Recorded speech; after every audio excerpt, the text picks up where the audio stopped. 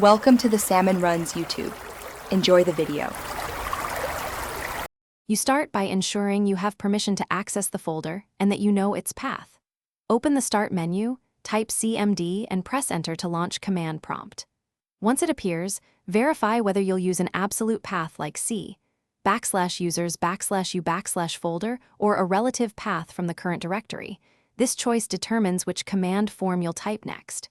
Make sure you're in the right drive before changing directories. If not, switch drives using the drive letter and a colon. You change the working location by first switching drives if required. Type D and press Enter. Once on the correct drive, use CD followed by the path.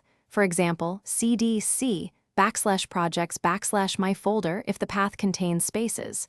If you need to move up a level, type CD and press Enter. That returns you one directory. For the root of the drive, use CD /. Make sure to quote paths with spaces and watch for backslashes versus // to avoid errors. You finalize by confirming you're in the intended folder. Run dir to list files or echo %cd% to show the full path. Once done, proceed with file operations knowing the prompt reflects the correct directory.